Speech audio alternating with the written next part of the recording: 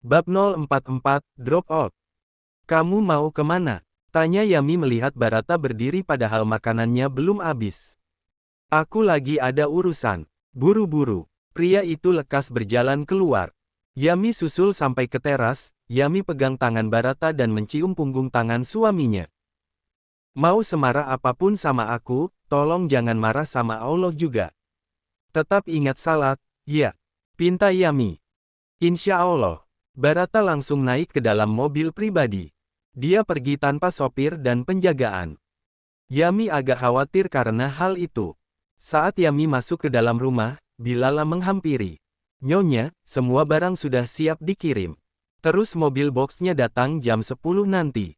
Tinggal barang pribadi saja, Nyonya, jelas Bilala. Iya, Bi. Aku rapihin dulu pakaian Mas Barata ke koper. Abis semalam aku belum izin. Karena dia buru-buru, kayaknya emang harus langsung aku beresin sekarang. Yami kembali ke meja makan lebih dulu karena Koyu masih makan. Uma, Papa kerja lagi? Tanya Koyu. Iya, Papa sibuk sekali. Makanya pulang malam. Yami hanya bisa memberikan penjelasan itu. Papa nanti tahu rumah pindah. Koyu masih bingung karena hari ini mereka akan pindah, tapi Barata masih keluyuran di luar. Anak itu khawatir Barata tertinggal. Nanti Papa susul ke sana. Kan Papa udah besar, bisa naik mobil sendiri.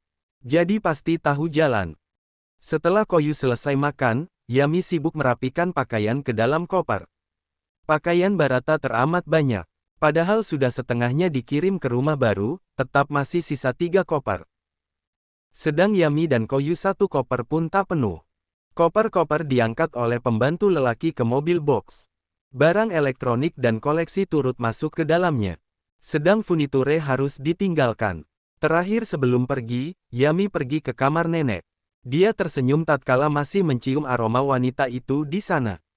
Nek, Yami pamit. Maaf belakang pasti nenek kecewa karena Yami dan Barat berantem terus.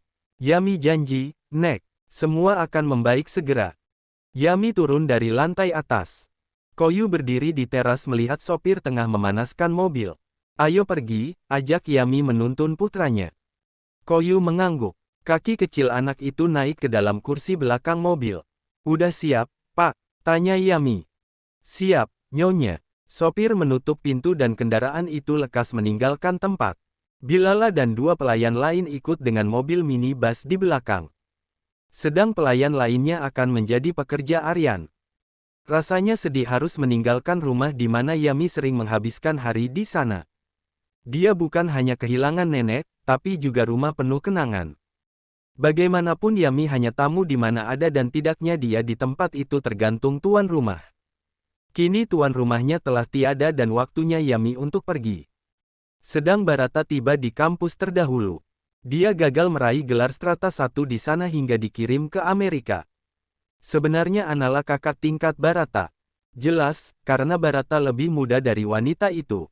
Hal itu membuat Barata sadar, ternyata dia dulu sering naksir wanita lebih tua. Barata bingung harus kemana. Akhirnya pria itu menemui bagian kemahasiswaan. Dulu mana mau Barata terjun sendiri. Hanya karena mendengar sedikit info dari Galuh dan kembali dihantui mimpi buruk tentang Nala, akhirnya Barata menurunkan ego. Dia memang sudah drop out di semester akhir. Sayang memang. Padahal mau nyusun sebentar lagi, ungkap bagian kemahasiswaan yang Barata mintai pertolongan. Karena nenek punya jasa di kampus itu, Barata bisa lebih leluasa. Dia hamil di luar nikah dan beberapa mahasiswi melaporkan kalau dia sering melakukan hal melanggar norma di luar sana. Hamil. Barata kaget. Iya, awalnya kami masih berikan toleransi. Tapi Nala sering absen akibat kondisi kesehatannya. Jadi kami sarankan dia untuk cuti. Tentu mahasiswa penerima beasiswa tidak boleh cuti kuliah tanpa alasan urgen seperti sakit atau terkena musibah. Jadi dia lebih memilih mengundurkan diri. Barata menarik napas. Boleh saya tahu kapan kejadiannya? Tangan Barata bergetar. Wanita itu mengeluarkan surat pemecatan Nala sebagai mahasiswa. Dia gak mau ajukan pengunduran diri karena syaratnya berat. Jadi dia memilih Do. Barata lihat titi mangsa surat itu. Tahun yang sama saat Barata pergi ke Amerika. Ya Allah, apa jangan-jangan itu anakku? Pikir Barata. Dia mencoba merenung. Pernahkah Nala tidur dengan lelaki selain dia? Hati Barata jadi cemas. Boleh saya minta alamat rumah Nala, Bu? Saya ada hutang budi sama dia. Begitu mendapatkan alamat Nala, Barata tak menunggu lama. Pria itu langsung menuju ke Bandung. 4 jam perjalanan dia cukup beruntung karena jalan agak lengang. Mengikuti maps digital, mobil Barata berhenti di depan sebuah gang. Pria itu harus mencari tempat untuk parkir. Untung saja ada toko emas dekat sana yang lahan parkirnya cukup luas. Kini Barata harus jalan kaki ke dalam. Satu persatu orang dia tanya letak rumah Nala hingga berhenti di depan rumah yang sudah kosong. Beberapa kali diketuk, tak ada yang menjawab. Hanya saja terlihat rapi sehingga Barata tak menyangka rumah itu tak ada yang meninggali. Mau ke siapa, Pak? Tanya seseorang dari arah belakang. Barata berbalik. Saya ketua RT di sini. Ada yang bisa dibantu, tawar lelaki parubaya dengan tubuh agak tambun dan pendek. Ini rumahnya Nala, Pak. Tanya Barata. Oh, sudah lama dijual, Pak. Pemiliknya udah baru lagi. Kebetulan, Nalanya udah gak ada, Pak. Udah meninggal 3 tahun lalu, ungkap Pak RT. Seketika lutut Barata terasa lemas. Terus keluarganya. Sampai kaku mulutnya. Bapak sama ibunya meninggal sebelum Nala. Setahun sama Nala meninggal abis lahiran. Anaknya dibawa sama adiknya Nala ke Jakarta, ungkap Pak RT. Jakarta? Tanya Barata penasaran. Iya, mungkin 2 tahunan. Katanya dapat kerjaan di sana. Bapak ini siapa Nala? Ya. Tentu Pak RT harus tahu orang asing yang datang ke wilayahnya. Teman kuliah. Kebetulan udah lama gak ketemu. Bapak punya alamat rumah adiknya Nala. Pak RT mengingat. Rasanya gak, Pak. Tapi nomor HP-nya saya punya. Gak pernah ganti soalnya. Beberapa hari lalu adek sama anaknya sempat kesini nginep. Tapi, disuruh pulang sama suaminya. Jadi buru-buru pergi. Pak RT masuk ke dalam rumah untuk membawa ponsel. Tak lama pria itu keluar. Coba simpen, Dek. Barata lekas mengeluarkan ponsel dari saku jas. Dia coba menyalin nomor ponsel orang yang harus dia temui. Pria itu meneguk ludah dan mengembuskan napas. Kenapa, Dek? Gak jadi minta nomornya. Adeknya Nala namanya Yami. Terka Barata. Benar. Kenal juga sama Yami. Anak soleha, lain sama kakaknya. Kasian dia udah orang tua meninggal, harus ngurus anak kakaknya juga, komentar Pak RT. Later. Bab 045, sejak setahun lalu. Barata duduk di depan makam yang terlihat dirawat baik. Tangan pria itu mengusap nisan makam Nala. Nala, aku beneran minta maaf.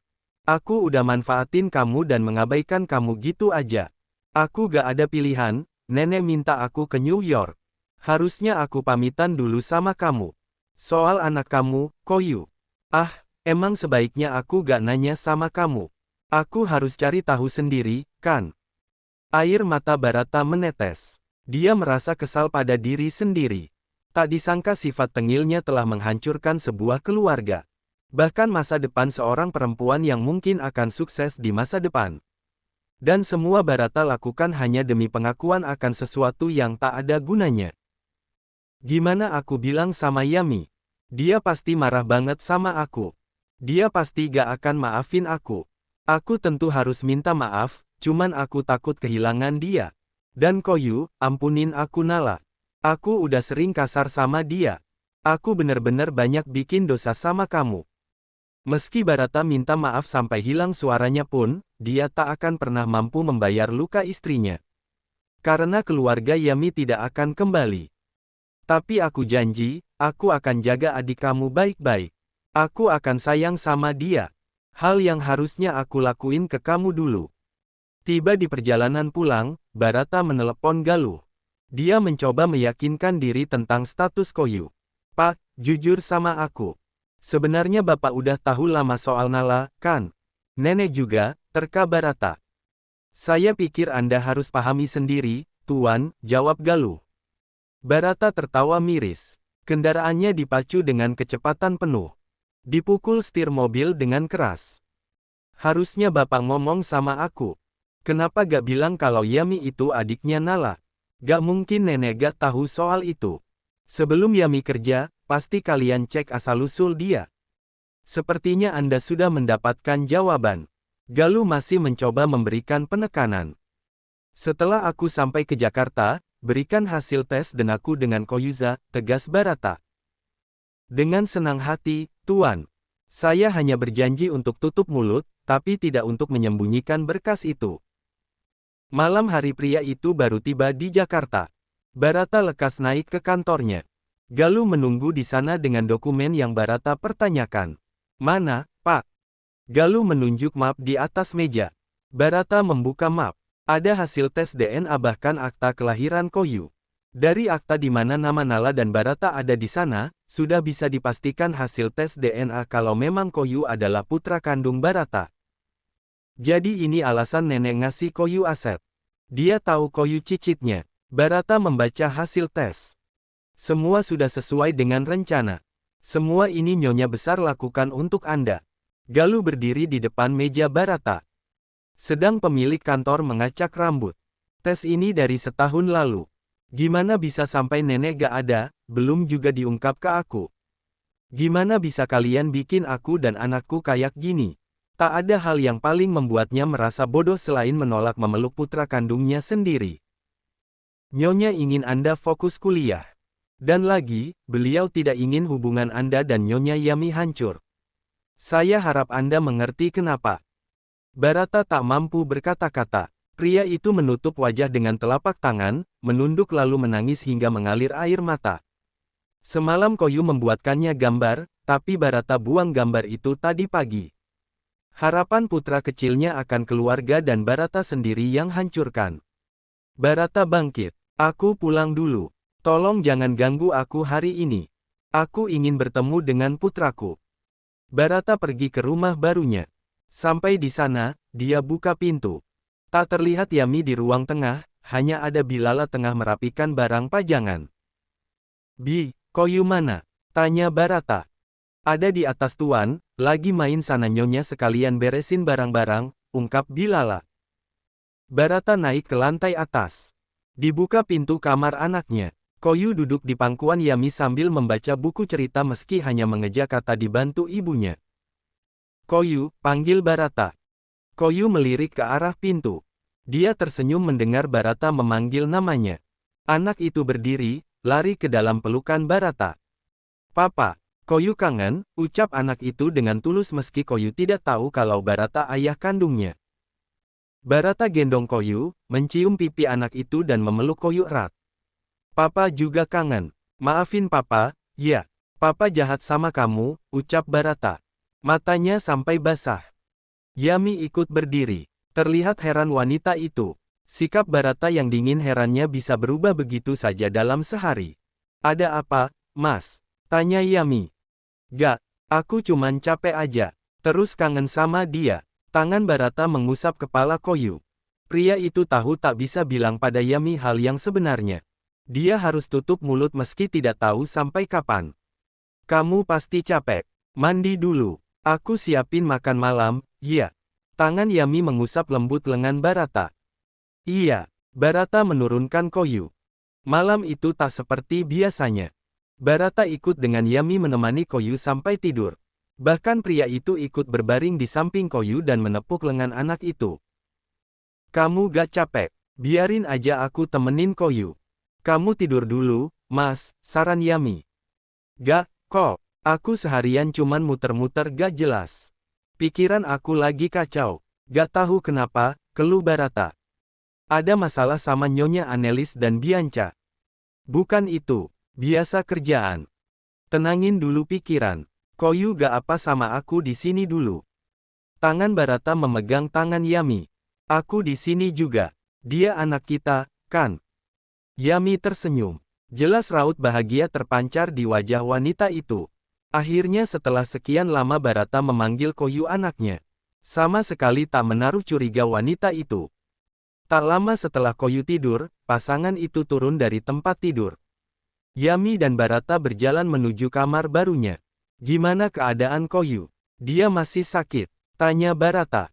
Gak, sih. Cuman kata psikolog ada hal yang harus diperhatikan. Yami ungkapkan masalah psikologis Koyu pada Barata. Mulai sekarang dia gak akan kehilangan sosok ayah. Ada aku, kan? Barata tersenyum dan membuat Yami lega. Makasih banyak suamiku, ucap Yami. Barata peluk istrinya dan dikecup kening wanita itu. Kamu udah gak marah. Aku malah ngerasa bersalah musuhin kalian selama ini. Padahal aku gak mau kehilangan kalian, ucap Barata. Rasa bersalah pada Yami begitu besar sampai rasanya tak ingin melepas pelukan pada wanita itu. Gak apa, kadang manusia ada hilafnya. Aku juga minta maaf ya, Mas. Aku udah ngelawan kamu. Malah kamu terlalu sabar hadapin sikap aku yang kayak gini. Oh iya, Koyu apa gak butuh adek? Ya. Bisik Barata. Mas bukan mau kasih Koyu adek. Emang itu nagih jatah berhari-hari, kan? Ledek Yami. The next day. Bab 046, berita di televisi. Gak apa gak masuk kerja lagi? Tanya Yami yang khawatir. Kemarin dan hari ini Barata absen meski hanya tinggal menelepon Pak Galuh, tetap saja itu meninggalkan tanggung jawab. Makanya, sayang, itu pentingnya yang dinamakan orang dalam dan perusahaan keluarga, jawab Barata dengan santainya. Keluarga kecil itu tengah berada dalam mobil. Koyu duduk di pangkuan Yami sambil melihat ke kaca jendela. Dengan begitu saja Koyu terlihat senang dan betah di mobil meski harus melakukan perjalanan jauh. Barata memeriksa ponsel karena ada pesan yang masuk. Benda itu disimpan di atas dashboard dengan bantuan stand holder. Sekilas Yami bisa melihat nama Annelies di sana. Meski merasa dongkol, Yami tetap berupaya menahan amarah. Dia tak ingin kehangatan ini kembali menjadi beku. Hari ini Baginda sama Annelies bakalan masuk sidang pertama. Artinya bentar lagi aku bakalan punya kakak ipar baru, ungkap Barata. Kok bisa? Yami tertegun. Iya, dia selingkuh sama sekretarisnya sendiri. Cantik sih perempuannya. Cuman mending Annelies kemana-mana kalau boleh jujur. Barata mengalihkan pandangan sejenak ke arah sang istri. Ini aku cuman komentar bukan maksud apa-apa, kok. Gak apa, aku ngerti. Tapi bukannya kemarin Mas bilang gak mau ngomong masalah ini karena aib. Yami masih ingat ucapan Barata sebelumnya. Astagfirullah, maaf. Kadang emang kalau lihat kelakuan orang ngeselin mulut gak bisa dijaga buat ngatain. Yang jelas aku udah ngomong sama Bahasa semalam. Dia juga bilang gak setuju. Katanya udah cukup kena mental terima kamu jadi adik ipar, celetuk Barata kemudian disusul tawanya yang meledak. Emang aku kenapa? Gak ada yang lucu. Bukan soal kamu pembantu, ya. Cuman keluargaku tahu sendiri Islamnya cuman di KTP. Jangankan salat, sebut nama Allah saja kayaknya hampir gak pernah. Tiba-tiba ada menantu uhti-uhti. Baru pertama kakakku kena ceramah dan itu sama kamu. Mobil Barata berhenti di playground anak. Melihat banyak anak kecil seusianya, Koyu terlihat senang. Banyak teman, Uma, seru anak itu sambil menuntun Yami tak sabaran ke arah tempat main. Tunggu. Barata terpaksa menggendong putranya takut masuk nyelonong tanpa membeli tiket. Namanya juga anak kecil. Sedang mata Koyu masih terpaku dengan tempat mandi bola. Barata memesan tiket, dia agak keberatan karena hanya bisa satu orang tua yang masuk. Lalu bagaimana dengan satu lainnya? Kayaknya emang mereka maksa buat sewa helper, omel Barata. Ya udah kamu masuk aja, aku tunggu di sini, saran Yami. Gak, masa aku ikut mandi bola? Biar sewa helper aja. Buang duit buat anak sendiri apa susahnya? Untung saja Koyu mau ditinggal dengan kakak yang akan menungguinya selama main. Sedang Yami dan Barata pergi ke lantai atas untuk minum kopi bersama sambil mengobrol. Duduk di balkon atas, Yami melihat ke arah jalan. Dia duduk tepat di samping railing kaca balkon. Aroma kopi begitu menyeruak. Terdengar obrolan beberapa pengunjung di sana. Yami, kamu baru pertama kali ke Jakarta? Tanya Barata. Bukannya aku udah 2 tahun rawat nenek? Imbu Yami sambil mengelap meja yang agak basah karena panas dari cangkir kopi. Maksudnya sebelum rawat nenek, pernah ke Jakarta? Yami mengingat-ingat. Iya, diminta ibu nyuruh kakakku pulang. Abis dikirim pesan dan ditelepon nolak terus. Tapi gak masuk Jakarta, sih. Masih Jawa Barat kehitungnya, ya. Kakakku itu masuk kampus populer di sini. Barata berdeham. Ketemu. Iya, di kosan. Tapi malah ngajak berantem sampai tas aku dilempar ke lantai bawah. Soalnya aku mergokin dia. Saat itu masih terasa penyesalannya. Andai saja Yami bisa lebih kuat melawan sang kakak dan menangkap lelaki itu. Yami malas menyebut pria itu sebagai ayahnya Koyu. Barat menggaruk kepala. Iya, tentu aku juga masih ingat. Awkward banget kejadiannya. Gak ngangka, Uhti yang cuman aku lihat punggung dan dengar suaranya itu kamu, pikir Barata. Mas, kalau suatu hari nanti bapaknya Koyu nyari dan mau bawa Koyu dari kita gimana? Mungkin dia juga ada waktunya sadar diri dan mau tanggung jawab. Barata meneguk ludah. Dia hanya bisa nyengir. Ya hadapi aja. Koyu kita yang besarin, kan? Iya, sih. Barata berdiri. Aku ke belakang dulu, pamit pria itu. Mata Yami mengedar, melihat orang-orang kaya yang sedang duduk di sana. Beberapa dari mereka pergi meninggalkan tempat dan sebagian baru datang. Pakaian mereka terlihat mewah dari logo-logo label besar yang tercetak di atas outfit. Dan di sisi kafe dengan nuansa modern minimalis itu terpajang televisi layar datar besar. Tayangan berita muncul di layar tersebut. Pimpinan Elvam Motors, salah satu perusahaan Indonesia yang menjadi distributor dan perakitan merek mobil internasional mengalami kecelakaan di Tol Cipularang kilometer 91.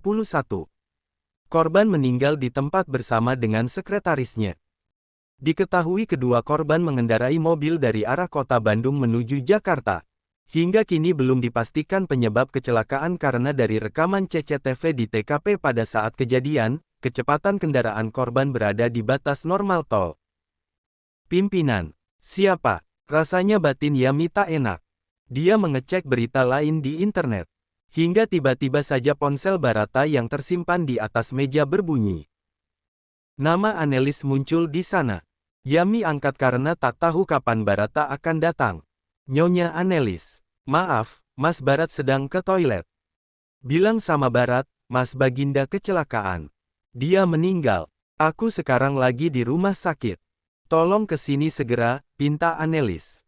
Dari suaranya yang gemetaran jelas wanita itu kini sedang hancur lebih-lebih dari saat dia tahu suaminya selingkuh. Baik, Nyonya. Segera. Yami masukkan ponselnya dan Barata ke dalam tas lalu menyusul sang suami ke kamar mandi. Syukur sebelum Yami tiba, Barata sudah muncul lebih dulu. Mas, panggil Yami dengan wajah sedih. Dari raut muka Yami sepertinya Barata bisa menerka ada hal yang tidak beres. Ada apa, Mi? Tuan Baginda kecelakaan dan meninggal, ungkap Yami. Barata terdiam beberapa saat. Matanya terlihat kosong. Beneran. Seakan Barata berharap itu hanya candaan. Nyonya Anelis barusan nelpon mastiin keadaan. Kita ke sana, Mas. Kuatin diri dulu. Aku minta sopir jemput ke sini, ya. Gak mungkin kamu nyetir kalau kayak gini, tawar Yami. Dipeluk suaminya agar lebih tenang. Kok bisa? Dari suara napas berat Barata sudah bisa diterka pria itu mencoba menepis fakta. Yami tak menahan lebih lama. Dia telepon sopir dan menuntun Barata ke parkiran. Sambil menunggu sopir datang, Yami jemput Koyu ke playground. Sedang Barata masih merenung saat Yami kembali.